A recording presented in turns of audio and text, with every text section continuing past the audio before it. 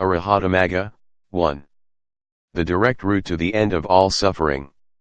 A compilation of Venerable Ãcariya Boowa's Dhamma talks about the development of his meditation practice. At present, all that is left of Buddhism are the words of the Buddha. Only his teachings, the scriptures, remain. Please be aware of this. Due to the corruption caused by the defiling nature of the kilesas, true spiritual principles are no longer practiced in present-day Buddhism.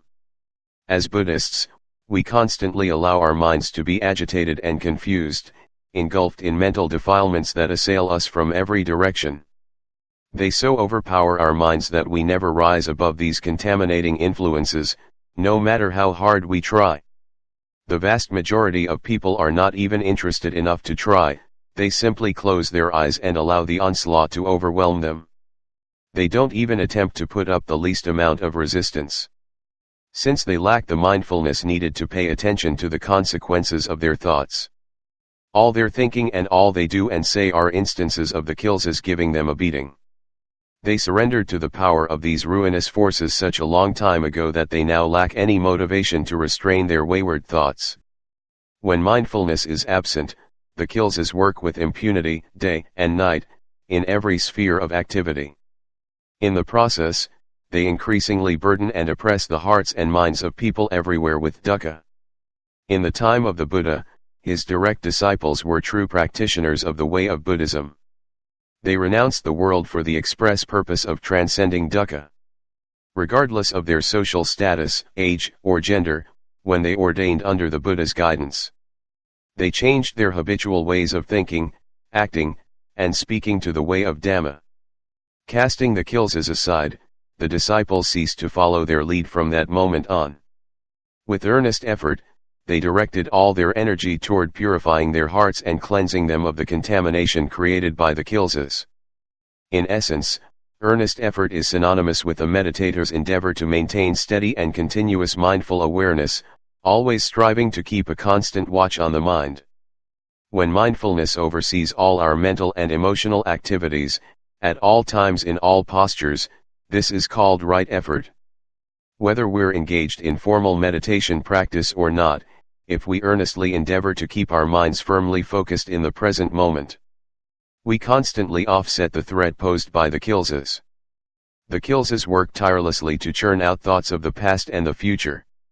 This distracts the mind, drawing it away from the present moment, and from the mindful awareness that maintains our effort. For this reason, meditators should not allow their minds to wander into worldly thoughts about the past or the future. Such thinking is invariably bound up with the kilesas, and thus, hinders practice. Instead of following the tendency of the kilesas to focus externally on the affairs of the world outside, meditators must focus internally and become aware of the mind's inner world. This is essential. Largely because they are not sufficiently resolute in applying basic principles of meditation, many meditators fail to gain satisfactory results. I always teach my pupils to be very precise in their pursuit and to have a clear and specific focus in their meditation. That way they are sure to get good results. It is important to find a suitable object of attention to properly prepare the mind for this kind of work. I usually recommend a preparatory meditation word whose continuous mental repetition acts as an anchor that quickly grounds the meditator's mind in a state of meditative calm and concentration. If a meditator simply focuses attention on the presence of awareness in the mind without a meditation word to anchor him, the results are bound to be hit and miss. The mind's knowing presence is too subtle to give mindfulness a firm basis, so the mind soon strays into thinking and distraction lured by the siren call of the kilesas. Meditation practice then becomes patchy. At certain times it seems to progress smoothly, almost effortlessly, only to become suddenly and unexpectedly difficult. It falters, and all apparent progress disappears. With its confidence shaken, the mind is left floundering. However, if we use a meditation word as an anchor to solidly ground our mindfulness, then the mind is sure to attain a state of meditative calm and concentration in the shortest possible time. It will also have the means to maintain that calm state with ease. I am speaking here from personal experience. When I first began to meditate, my practice lacked a solid foundation. Since I had yet to discover the right method to look after my mind, my practice was in a state of constant flux. It would make steady progress for a while only to decline rapidly and fall back to its original untutored condition. Due to the intense effort I exerted in the beginning, my mind succeeded in attaining a calm and concentrated state of samadhi. It felt as substantial and stable as a mountain. Still lacking a suitable method for maintaining this state, I took it easy and rested on my laurels. That was when my practice suffered a decline. My practice began to deteriorate, but I didn't know how to reverse the decline. So I thought long and hard, trying to find a firm basis on which I could expect to stabilize my mind. Eventually, I came to the conclusion that mindfulness had deserted me because my fundamentals were wrong. I lacked a meditation word to act as a precise focus for my attention. I was forced to begin my practice anew. This time I first drove a stake firmly into the ground and held tightly to it no matter what happened. That stake was Buddha, the recollection of the Buddha. I made the meditation word Buddha the sole object of my attention. I focused on the mental repetition of Buddha to the exclusion of everything else. Buddha became my sole objective even as I made sure that mindfulness was always in control to direct the effort. All thoughts of progress or decline were put aside. I would let happen whatever was going to happen. I was determined not to indulge in my old thought patterns. Thinking about the past when my practice was progressing nicely and of how it collapsed. Then thinking of the future, hoping that, somehow, through a strong desire to succeed, my previous sense of contentment would return on its own. All the while, I had failed to create the condition that would bring the desired results. I merely wished to see improvement, only to be disappointed when it failed to materialize. For, in truth, desire for success does not bring success. Only mindful effort will. This time I resolved that, no matter what occurred, I should just let it happen. Fretting about progress and decline was a source of agitation, distracting me from the present moment and the work at hand.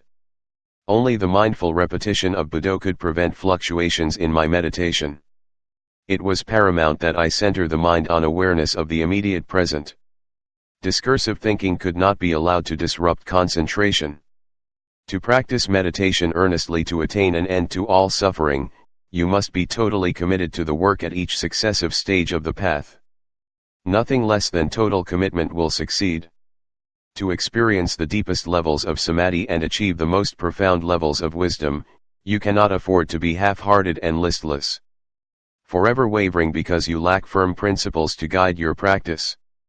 Meditators without a firm commitment to the principles of practice can meditate their entire lives without gaining the proper results.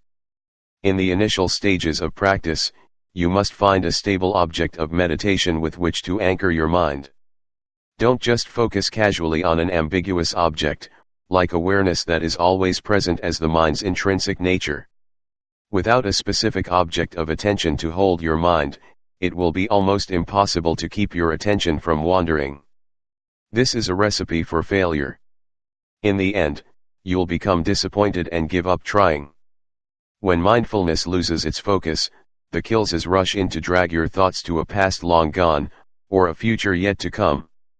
The mind becomes unstable and strays aimlessly over the mental landscape, never remaining still or contented for a moment. This is how meditators lose ground while watching their meditation practice collapse. The only antidote is a single, uncomplicated focal point of attention, such as a meditation word or the breath.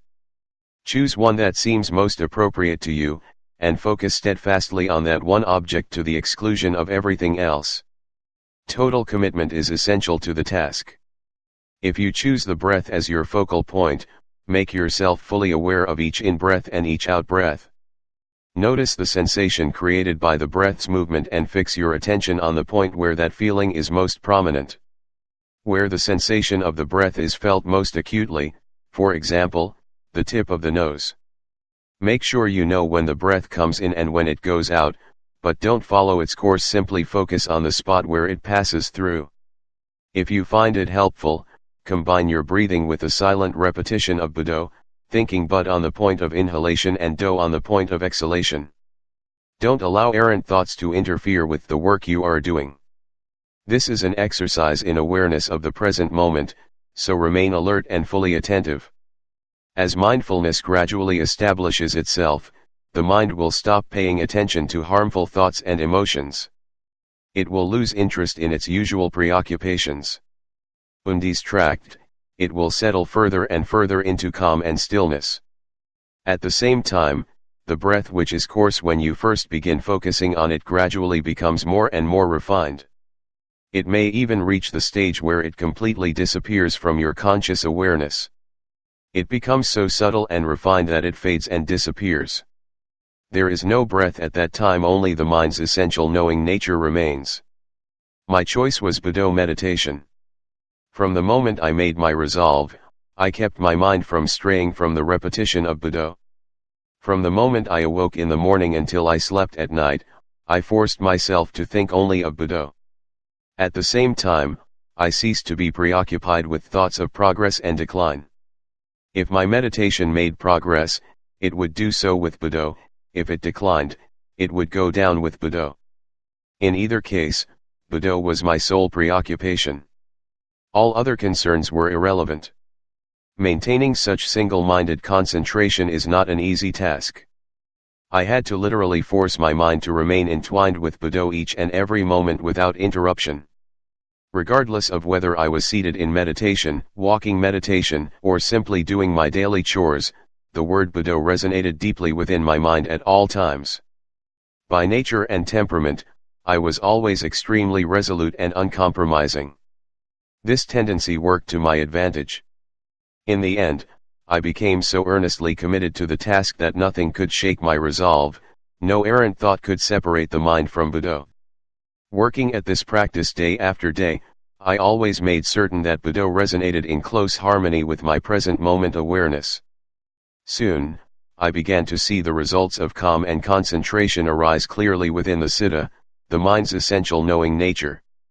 At that stage, I began to see the very subtle and refined nature of the citta. The longer I internalized Buddha, the more subtle the citta became. Until eventually the subtlety of Buddha and the subtlety of the citta melded into one another and became one and the same essence of knowing. I could not separate Buddha from the citta's subtle nature. Try as I might, I could not make the word Buddha appear in my mind. Through diligence and perseverance, Buddha had become so closely unified with the citta that Buddha itself no longer appeared within my awareness. The mind had become so calm and still, so profoundly subtle, that nothing, not even Buddha, resonated there. This meditative state is analogous to the disappearance of the breath, as mentioned above. When this took place, I felt bewildered. I had predicated my whole practice on holding steadfastly to Buddha. Now that Buddha was no longer apparent, where would I focus my attention? Up to this point, Buddha had been my mainstay. Now it had disappeared. No matter how hard I tried to recover this focus, it was lost. I was in a quandary. All that remained then was the citta's profoundly subtle knowing nature, a pure and simple awareness, bright and clear. There was nothing concrete within that awareness to latch onto. I realized then that nothing invades the mind's sphere of awareness when consciousness, its knowing presence, reaches such a profound and subtle condition. I was left with only one choice, with the loss of Buddha. I had to focus my attention on the essential sense of awareness and knowing that was all present and prominent at that moment. That consciousness had not disappeared, on the contrary, it was all pervasive. All of the mindful awareness that had concentrated on the repetition of Buddha was then firmly refocused on the very subtle knowing presence of the calm and converged citta. My attention remained firmly fixed on that subtle knowing essence until eventually its prominence began to fade, allowing my normal awareness to become re-established. As normal awareness returned, Buddha manifested itself once more. So I immediately refocused my attention on the repetition of my meditation word. Before long, my daily practice assumed a new rhythm. I concentrated intently on Buddha until consciousness resolved into the clear, brilliant state of the mind's essential knowing nature. remaining absorbed in that subtle knowing presence until normal awareness returned. And I then refocused with increased vigor on the repetition of Buddha. It was during this stage that I first gained a solid spiritual foundation in my meditation practice. From then on, my practice progressed steadily, never again did it fall into decline. With each passing day, my mind became increasingly calm, peaceful, and concentrated. The fluctuations, that had long plagued me, ceased to be an issue.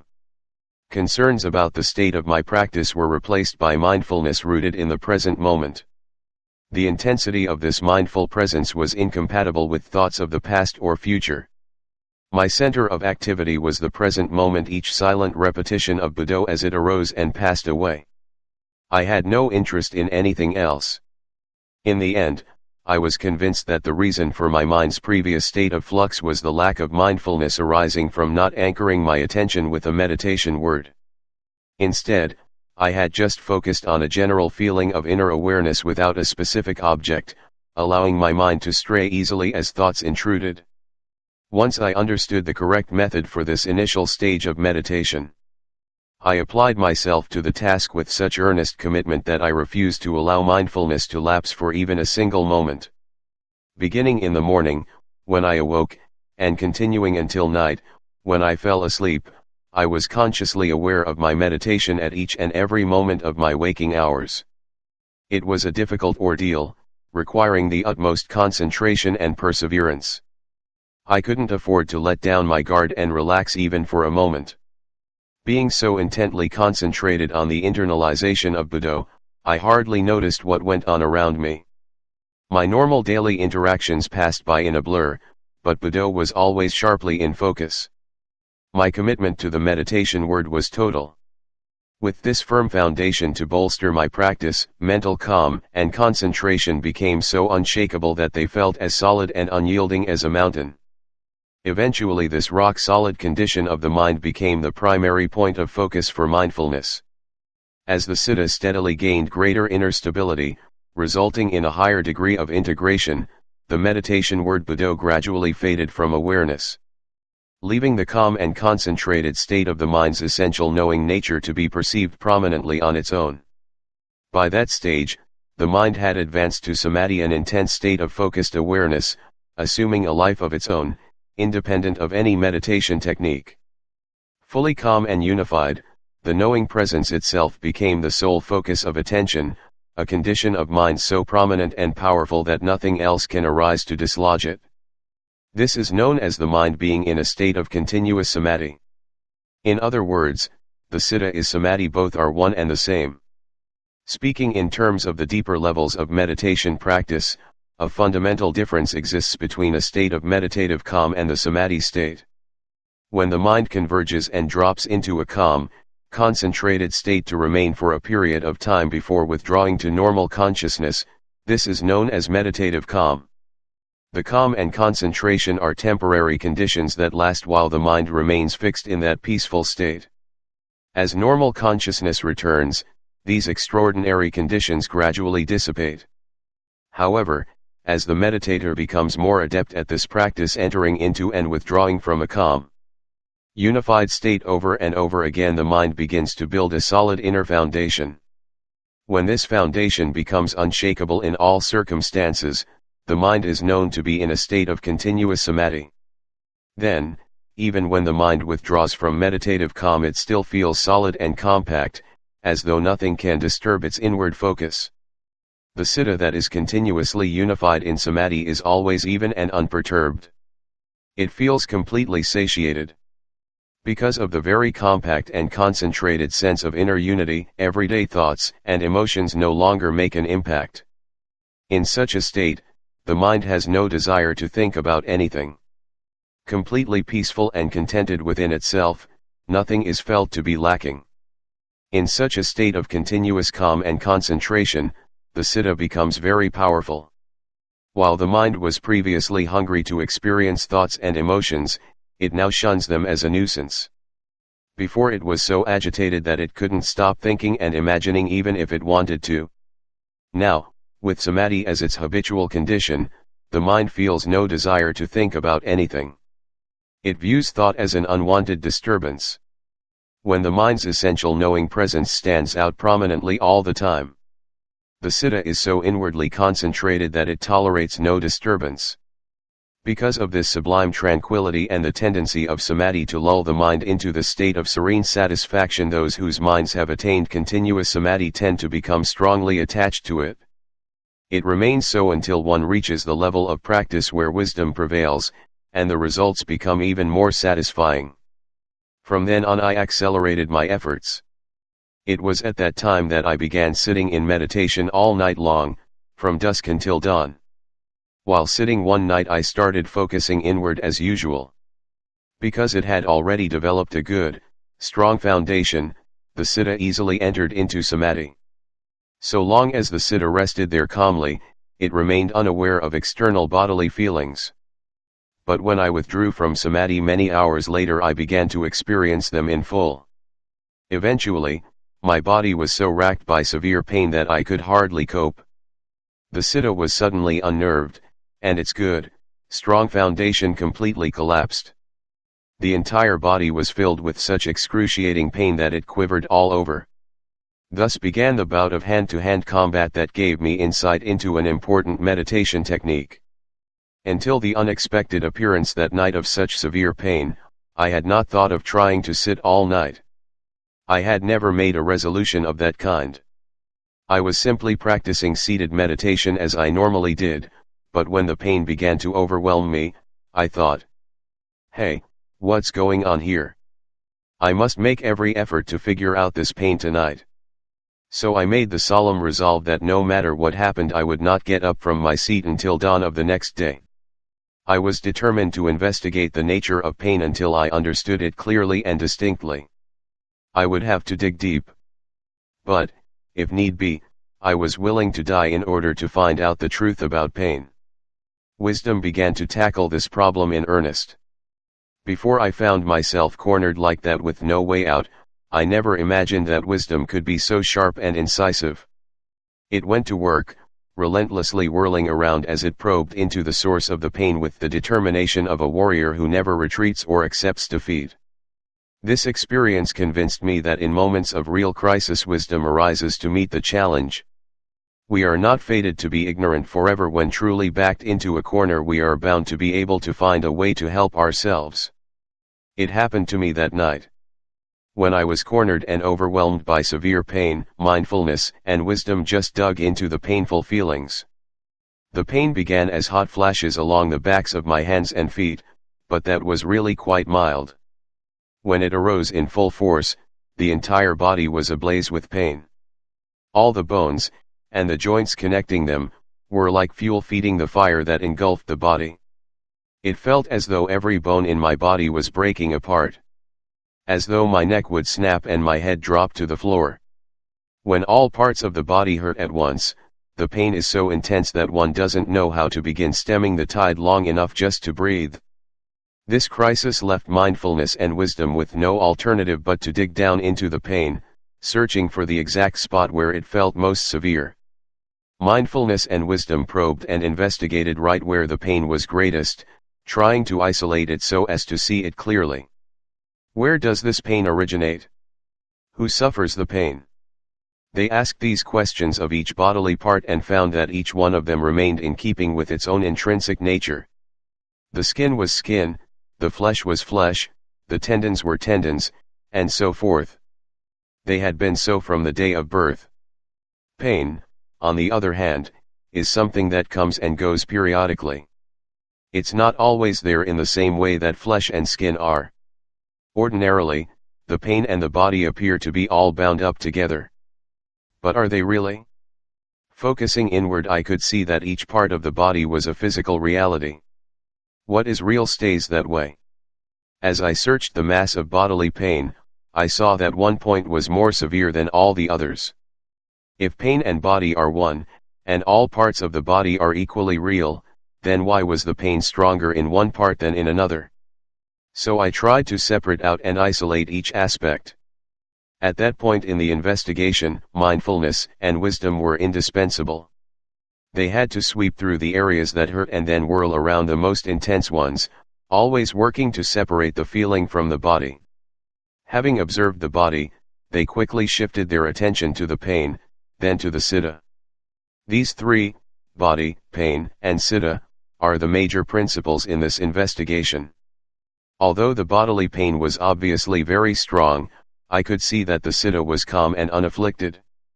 No matter how much discomfort the body suffered, the citta was not distressed or agitated. This intrigued me. Normally the kilesas join forces with pain, and this alliance causes the citta to be disturbed by the body's suffering. This prompted wisdom to probe into the nature of the body, the nature of pain and the nature of the citta until all three were perceived clearly as separate realities, each true in its own natural sphere. I saw clearly that it was the citta that defined feeling as being painful and unpleasant. Otherwise, pain was merely a natural phenomenon that occurred.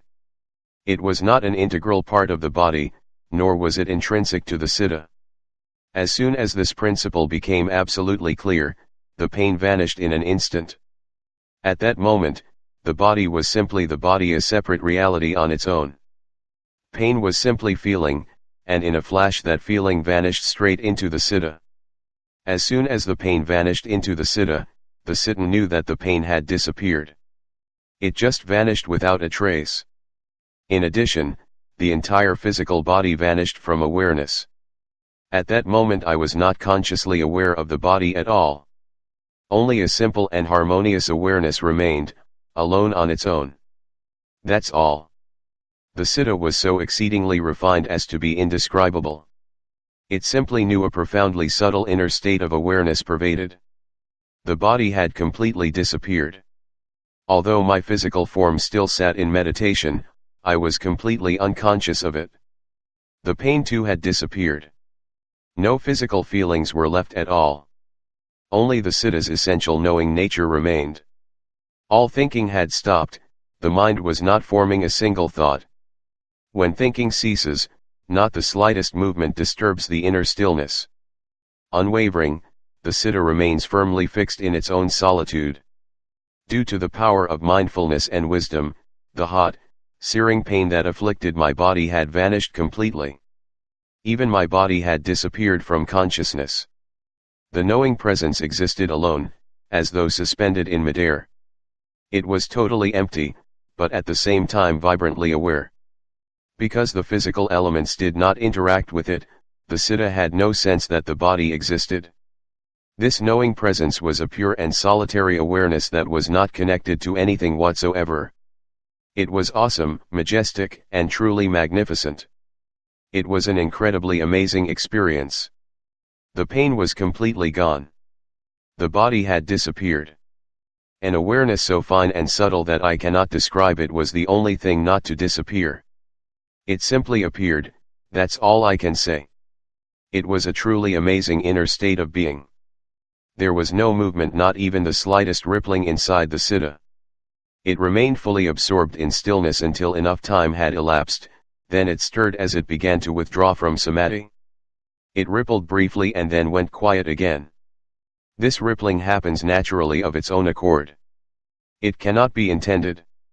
Any intention brings the citta right back to normal consciousness. When the citta absorbed in stillness has had enough, it begins to stir. It is aware that a ripple stirs briefly and then ceases. Some moments later it ripples briefly again, disappearing in the same instant. Gradually, the rippling becomes more and more frequent. When the citta has converged to the very base of samadhi, it does not withdraw all at once. This was very evident to me.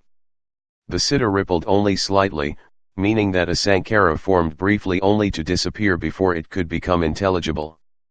Having rippled, it just vanished. Again and again it rippled and vanished, gradually increasing in frequency until my citta eventually returned to ordinary consciousness. I then became aware of my physical presence, but the pain was still gone. Initially I felt no pain at all, and only slowly did it begin to reappear. This experience reinforced the solid spiritual foundation in my heart with an unshakable certainty. I had realized a basic principle in contending with pain: body, and citta are all distinctly separate phenomena. But because of a single mental defilement delusion they all converge into one. Delusion pervades the citta like an insidious poison, contaminating our perceptions and distorting the truth. Pain is simply a natural phenomenon that occurs on its own. But when we grab hold of it as a burning discomfort, it immediately becomes hot because our defining it in that way makes it hot. After a while the pain returned, so I had to tackle it again without retreating. I probed deep into the painful feelings, investigating them as I had done before. But this time I could not use the same investigative techniques that I had previously used to such good effect. Techniques employed in the past were no longer relevant to the present moment. In order to keep pace with internal events as they unfolded, I needed fresh tactics, newly devised by mindfulness and wisdom and tailor-made for present circumstances. The nature of the pain was still the same, but the tactics had to be suitable to the immediate conditions. Even though I had used them successfully once before, I could not remedy the new situation by holding on to old investigative techniques. Fresh, innovative techniques were required, ones devised in the heat of battle to deal with present moment conditions. Mindfulness and wisdom went to work anew, and before long the citta once again converged to the very base of samadhi. During the course of that night the citta converged like this 3 times, but I had to engage in bouts of hand-to-hand combat each time. After the 3rd time, dawn came, bringing to a close that decisive showdown. The citta emerged bold, exultant, and utterly fearless. Fear of death ceased that night. Painful feelings are just naturally occurring phenomena that constantly fluctuate between mild and severe. As long as we do not make them into a personal burden, they don't have any special meaning for the citta. In and of itself, pain means nothing, so the citta remains unaffected. The physical body is also meaningless in and of itself, and it adds no meaning either to feelings or to oneself unless, of course, the citta invests it with a specific meaning, gathering in the resultant suffering to burn itself. External conditions are not really responsible for our suffering, only the citta can create that. Getting up that morning, I felt indescribably bold and daring. I marveled at the amazing nature of my experience. Nothing comparable had ever happened in my meditation before. The citta had completely severed its connection with all objects of attention, converging inward with true courage. It had converged into that majestic stillness because of my thorough, painstaking investigations. When it withdrew, it was still full of an audacious courage that knew no fear of death. I now knew the right investigative techniques, so I was certain that I'd have no fear the next time that pain appeared. It would, after all, be pain with just the same characteristics. The physical body would be the same old body. And wisdom would be the same faculty I'd used before. For this reason, I felt openly defiant, without fear of pain or death. Once wisdom had come to realize the true nature of what dies and what does not, death became something quite ordinary. Hair, nails, teeth, skin, flesh, bones. Reduced to their original elemental form, they are simply the earth element. Since when did the earth element ever die? When they decompose and disintegrate, what do they become? All parts of the body revert to their original properties. The earth and water elements revert to their original properties, as do the wind and fire elements. Nothing is annihilated. Those elements have simply come together to form a lump in which the citta then takes up residence. The citta, the great master of delusion, comes in and animates it, and then carries the entire burden by making a self-identity out of it. This is me, this belongs to me. Reserving the whole mass for itself, the citta accumulates endless amounts of pain and suffering, burning itself with its own false assumptions. The citta itself is the real culprit, not the lump of physical elements. The body is not some hostile entity whose constant fluctuations threaten our well-being. It is a separate reality that changes naturally according to its own inherent conditions. Only when we make false assumptions about it does it become a burden we must carry. That is precisely why we suffer from bodily pain and discomfort. The physical body does not produce suffering for us, we ourselves produce it. Thus I saw clearly that no external conditions can cause us to suffer. We are the ones who misconceive things, and that misconception creates the blaze of pain that troubles our hearts. I understood clearly that nothing does. The citta certainly doesn't die, in fact, it becomes more pronounced. The more fully we investigate the four elements, breaking them down into their original properties, the more distinctly pronounced the citta appears. So where is death to be found? And what is it that dies? The four elements earth, water, wind, and fire, they don't die. As for the citta, how can it die? It becomes more conspicuous, more aware, and more insightful. This essential knowing nature never dies, so why is it so afraid of death? Because it deceives itself. For eons and eons it has fooled itself into believing in death when actually nothing ever dies. So when pain arises in the body, we must realize that it is merely feeling, and nothing else. Don't define it in personal terms and assume that it is something happening to you. Pains have afflicted your body since the day you were born. The pain that you experienced at the moment you emerged from your mother's womb was excruciating. Only by surviving such torment are human beings born. Pain has been there from the very beginning, and it's not about to reverse course or alter its character. Bodily pain always exhibits the same basic characteristics. Having arisen, it remains briefly and then ceases. Arising, remaining briefly, ceasing, that's all there is to it. Investigate painful feelings arising in the body so as to see them clearly for what they are. The body itself is merely a physical form, the physical reality you have known since birth. But when you believe that you are your body, and your body hurts, then you are in pain. Being equated, body, pain and the awareness that perceives them then converge into one. Your painful body. Physical pain arises due to some bodily malfunction. It arises dependent on some aspect of the body, but it is not itself a physical phenomenon. Awareness of both body and feelings is dependent on the citta, the one who knows them. But when the one who's aware of them knows them falsely, then concern about the physical cause of the pain and its apparent intensity cause emotional pain to arise. Pain not only hurts, but it indicates that there is something wrong with you, your body. Unless you can separate out these three distinct realities, physical pain will always cause emotional distress. The body is merely a physical phenomenon. We can believe whatever we like about it, but that will not alter fundamental principles of truth. Physical existence is one such fundamental truth.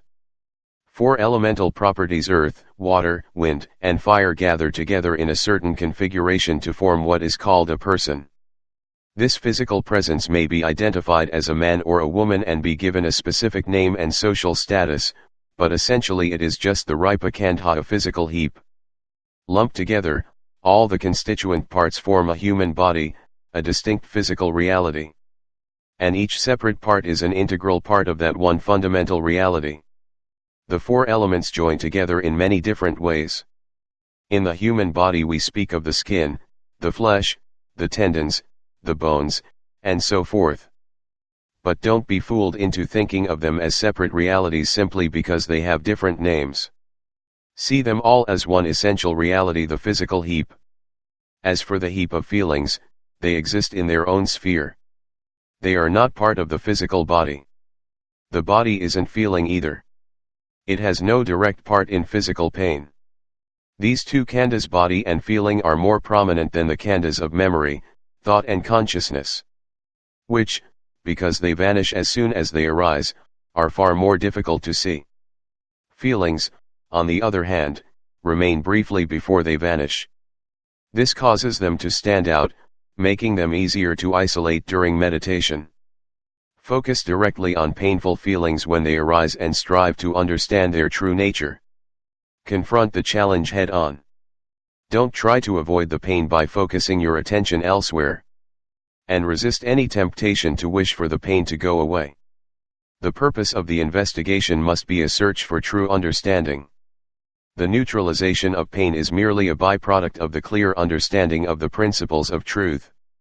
It cannot be taken as the primary objective. That will only create the conditions for greater emotional stress when the relief one wishes for fails to materialize. Stoic endurance in the face of intense pain will not succeed either. Nor will concentrating single-mindedly on pain to the exclusion of the body and the citta.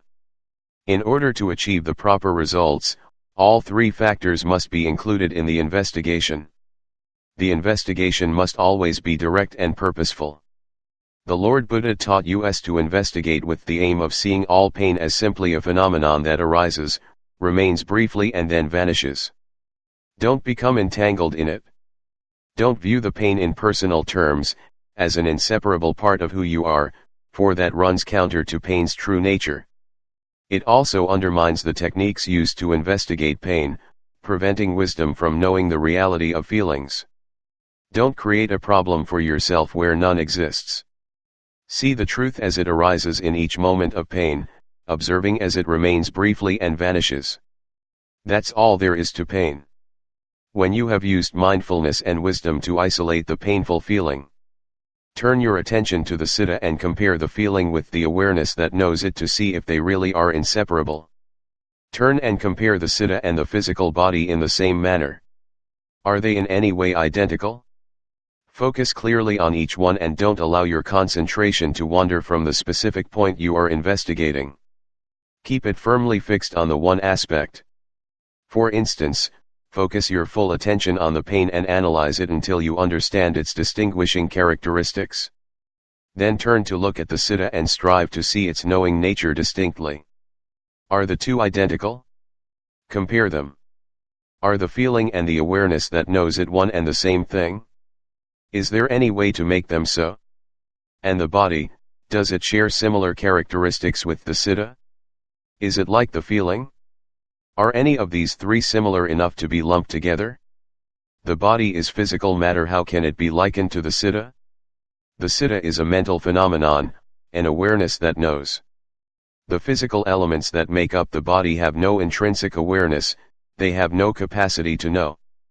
The earth, water, wind, and fire elements know nothing, only the mental element the manada knows. This being the case, how can the citta's essential knowing nature and the body's physical elements possibly be equated? They are obviously separate realities. The same principle applies to pain. It has no intrinsic awareness, no capacity to know.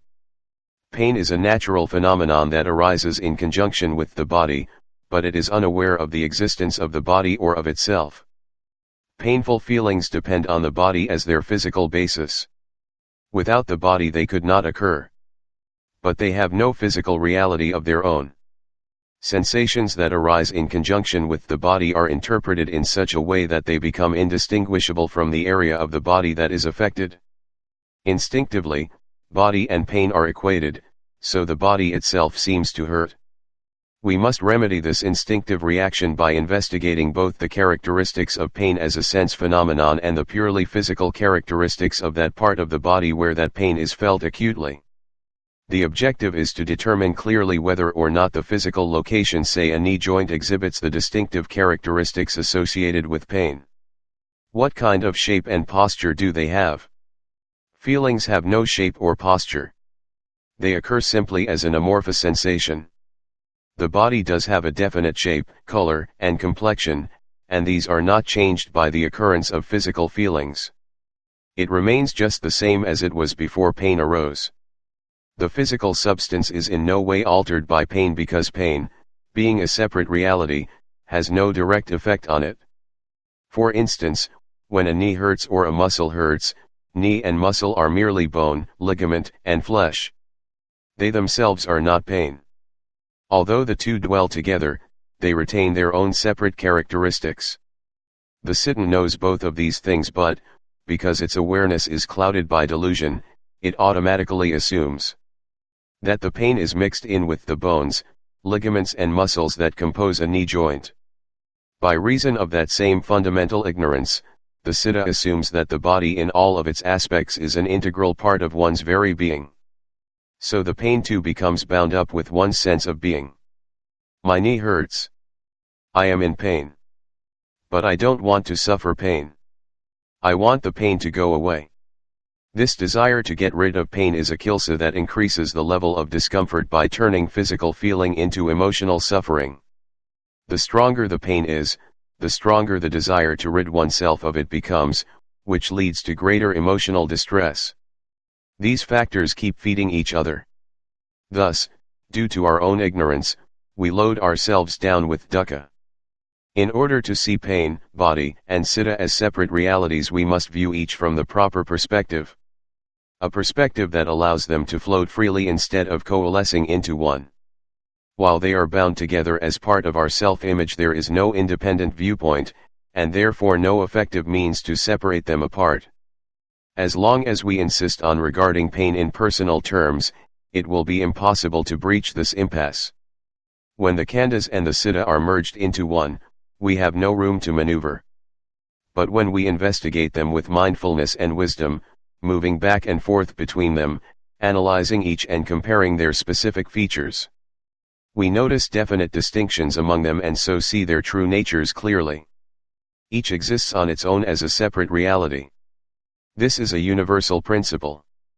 As the profound nature of this realization sinks deep into the heart, the pain begins to abate and gradually fades away. At the same time, we realize the fundamental connection between the experience of pain and the self that grasps it. That connection is established from inside the citta and extends outwardly to include the pain and the body. The actual experience of pain emanates from the citta and its deep-seated attachment to self, which causes emotional pain to arise in response to physical pain.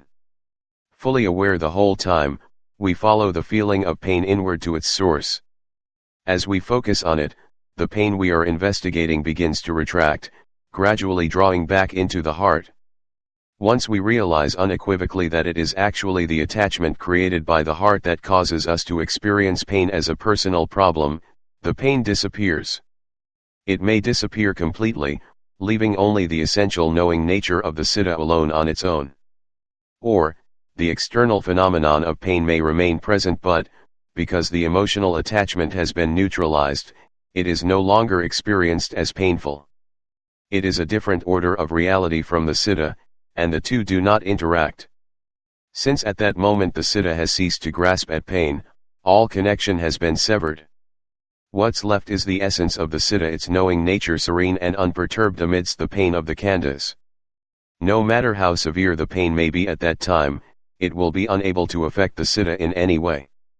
Once wisdom realizes clearly that the citta and the pain are each real, but real in their own separate ways, the two will not impact one another at all. The body is merely a lump of physical matter. The same body that was there when the pain appeared is still there when the pain ceases. Pain does not alter the nature of the body does not affect the nature of pain.